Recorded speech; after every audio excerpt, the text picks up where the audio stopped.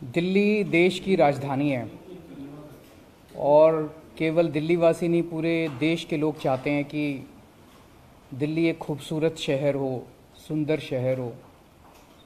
दिल्ली वासी चाहते हैं कि सुंदर होगा तो उनको अच्छा लगेगा, वो अच्छे वातावरण में जी पाएंगे।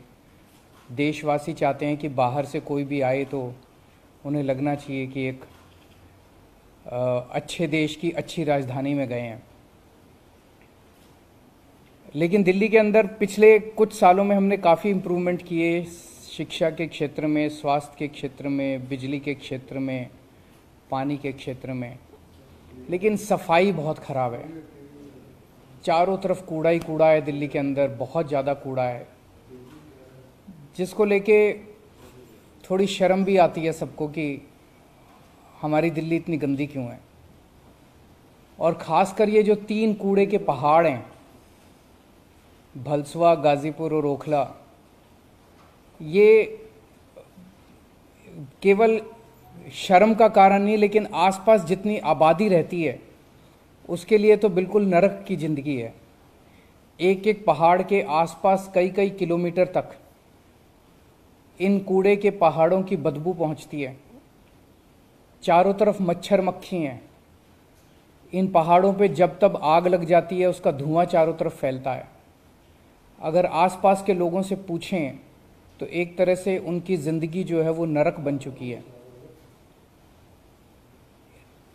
हमें कोशिश तो ये करनी चाहिए थी कि इन तीनों पहाड़ों को ख़त्म करें, और जैसे दुनिया के अन्य शहर हैं, जो डेवलप्ड कंट्रीज़ हैं, वहाँ पे जो सॉलिड वेस्ट मैनेजमेंट की मॉडर्न टेक्निक्स हैं उनको लाके हम दिल्ली में लागू करें। हमें कोशिश तो ये करनी चाहिए थी। वो ना करके आज ये तीनों पहाड़ों की स्थिति ऐसी है कि हज़ारों करोड़ रुपए खर्च करने के बाद भी इन पहाड़ों की डेली हाइट बढ़ती जा रही है, कम होने की बजाय। और अब ये सुनने में आ रहा है कि इन 3 पहाड़ों के अलावा ये लोग 16 और जगहों पे नए कूड़े के पहाड़ बनाने का प्लान कर रहे हैं। आप कल्पना कर सकते हो, अगर 16 कूड़े के पहाड़ पूरी दिल्ली में जगह जगह कोने कोने में बन गए तो लगभग सारी दिल्ली के लोग 24 घंटे बदबू का शिकार होंगे। 24 घंटे आपके घर में बदबू आएगी। फिर ऑलमोस्ट हर इलाके के अंदर एक कूड़े का पहाड़ होगा, 24 घंटे बदबू आएगी, चारों तरफ 24 घंटे मच्छर मक्खी होंगे पूरी दिल्ली में, चारों तरफ धुआं ही धुआं होगा, और दिल्ली एक तरह से कूड़े के पहाड़ों की राजधानी बन जाएगी। एक तरफ हम लोगों ने दिल्ली में 500 तिरंगे लगाए। आज दिल्ली तिरंगों का शहर माना जाता है, और ये उसे कूड़ों के पहाड़ों का शहर बना देंगे। हम दिल्ली के अंदर ढेरों झील बना रहे हैं। बहुत जल्दी दिल्ली झीलों का शहर माना जाएगा। हम दिल्ली के पार्क्स और गार्डन्स को बहुत बड़े स्तर के ऊपर डेवलप कर रहे हैं। कोई भी दिल्ली में आएगा तो देखेगा खूबसूरत पार्क और गार्डन्स होंगे। दिल्ली पार्क्स और गार्डन्स का शहर माना जाएगा, और ये कूड़े के पहाड़ों का शहर बना रहे हैं। आज दिल्ली अपनी शिक्षा और स्वास्थ्य सेवाओं के लिए विश्व भर में मानी जाती है, और ये लोग इसे कूड़ों का पहाड़ शहर बनाना चाहते हैं। मैं समझता हूँ कि दिल्ली वासी भी इससे बहुत नाराज़ होंगे और देशवासी भी नाराज़ होंगे अगर देश की राजधानी को इस तरह से कूड़ों का पहाड़ बनाया गया। हम इसका सख्त विरोध करते हैं, और मैं समझता हूँ सभी दिल्ली वासी जो है इसे बिल्कुल किसी भी हालत में 16 नए कूड़े के पहाड़ कबूल नहीं करेंगे, और जो मौजूदा 3 पहाड़ हैं वो तीनों पहाड़ भी ख़त्म होने चाहिए। अगर जो जिस तेजी से इसको डिकम्पोज करने की कोशिश हो रही है पहाड़, उसमें भी बहुत लंबा समय लग रहा है। दूसरी तरफ आपने क्या सेंट्रल से इसके बारे में बात की, क्योंकि राजधानी एलजी साहब से मेरी बात हुई थी पिछली मीटिंग में। मैं उनके पास डेटा लेके गया था। मैंने कहा जी देखो, हर कूड़े के पहाड़ का डेटा था। जैसे उसमें से एक पहाड़ का था कि 2500 टन कूड़ा डेली आ रहा है वहाँ पे, और 1500 टन की प्रोसेसिंग हो रही है। तो 1000 टन कूड़ा डेली ऐड हो रहा है वहाँ पे, कम होने की बजाय रोज़ ऐड हो रहा है। तो पहाड़ कम नहीं हो रहे, पहाड़ डेली ऐड होते जा रहे हैं। सर, दिल्ली में बीजेपी बार बार दावा करती है कि हमने करोड़ों की मशीनें लगा दी, बहुत कुछ कर लिया, लेकिन वो पहाड़ की हाइट कम फैलता जा रहा है, जो असली रिपोर्ट है। बिल्कुल। कोई काम होता हुआ अब तक दिख नहीं रहा है। वो पता नहीं मशीनें कितनी लगाई कितनी नहीं लगाई, लेकिन मैं समझता हूं कि आज 21वीं सदी के अंदर इन पहाड़ों को से निपटारा पाना कोई मुश्किल काम नहीं होना चाहिए अगर नीयत साफ है तो।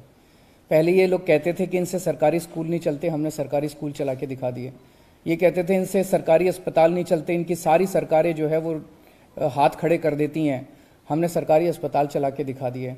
अगर दिल्ली की जनता एक मौका देगी तो ये सारे कूड़े के पहाड़ भी खत्म कर देंगे और दिल्ली को एक खूबसूरत शहर बनाएंगे। अगर एमसीडी में आपकी सरकार आती है तो क्या कोई कितना समय लग सकता है? ये मैं कैलकुलेट करके बताऊंगा। मैं अभी ऑफ कुछ भी बोल दूं चुनाव की वजह से वो सही नहीं होगा। मैं कैलकुलेट करके बताऊंगा और उतने टाइम में आपको कूड़े के पहाड़ साफ कर दूंगा।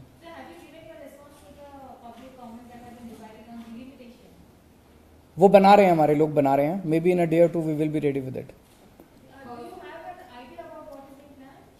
About what? वो अभी सारा बना देंगे तो आपके we will come back to you.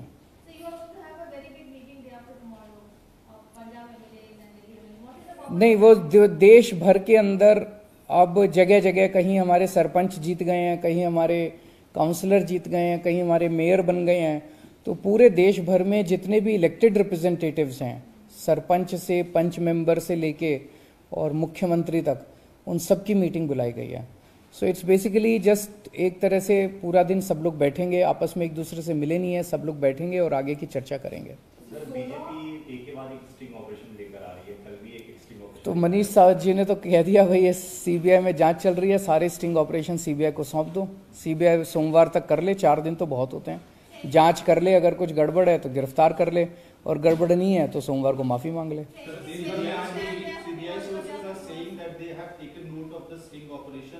And they are also alleging that there are direct links of this said individual Amit Arora with the people in the excise policy as well as excise. तो करें, फिर करें, गिरफ्तार करें। ये sources से, sting से, मतलब आज तक मेरे को ये समझ नहीं आया कि शराब घोटाला क्या है। पहले बोले जी 1.5 लाख करोड़ का, इनका एक नेता बोला 1.5 लाख करोड़ का घोटाला है।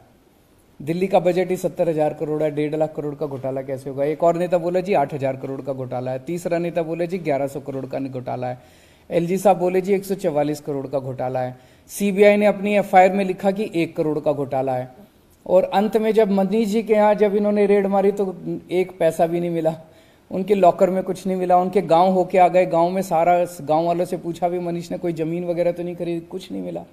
तो घोटाला है क्या? बेसिकली मैं समझता हूं कि केंद्र सरकार को सुबह से शाम तक सीबीआई ईडी छोड़ के कुछ पॉजिटिव काम भी करने चाहिए देश के लिए। देश के लिए पॉजिटिव काम नहीं करेंगे तो देश आगे कैसे बढ़ेगा? 24 घंटे सबके ऊपर बस सीबीआई ईडी, पूरे देश को डरा रखा है, पूरे देश को धमका रखा है। ऐसे देश कैसे आगे बढ़ेगा? कोई गलत काम करे उसको पकड़ो, लेकिन जबरदस्ती सबके ऊपर सीबीआई ईडी, सबके ऊपर सीबीआई ईडी, इस तरह से तो देश आगे नहीं बढ़ सकता ना। ऐसे कैसे देश तरक्की करेगा? आप स्कूलों की बात करो, हमारी प्रेस कॉन्फ्रेंसेस आप देखते हो, हमारी 95% प्रेस कॉन्फ्रेंसेस पॉजिटिव चीजों के ऊपर होती है।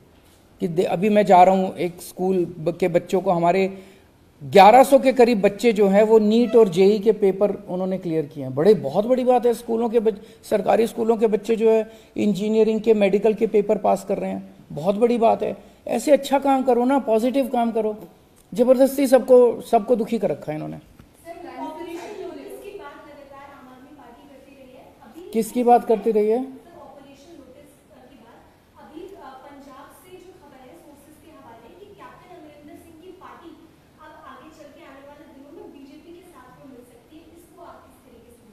कर लें, he is free to do it. इसमें हम क्या टिप्पणी करें? सर एक और सवाल है, वो ये है, राजकोट में आपकी टीसी हुई थी, उसके बाद में पूर्व नौकरशाहों ने सीसी को पत्र लिखकर ये कहा है कि आम आदमी पार्टी सिविल सर्वेंट्स का राजनीतिकरण कर रही है और आपके ऊपर उनको लालच देने का आरोप है। उन सिविल सर्वेंट्स को ये भी लिखना चाहिए कि गुजरात में बहुत ज़्यादा भ्रष्टाचार हो गया, गुजरात में जहरीली शराब से कई लोग मर गए, गुजरात के अंदर बहुत बड़े स्केल पे ड्रग्स का इंपोर्ट हो रहा है। इनके बारे में भी उनको चिंता करनी चाहिए। Sir, one very interesting development, Tamil Nadu BJP, अब फ्रीबीज की डिबेट चल रही है इस वक्त, और तमिलनाडु बीजेपी ने अनाउंसमेंट किया कि 17 तारीख को मोदी जी के बर्थडे पे वो सोने का अंगूठी बांटेंगे जो बच्चे पैदा उनको बांटने दो। Thank you.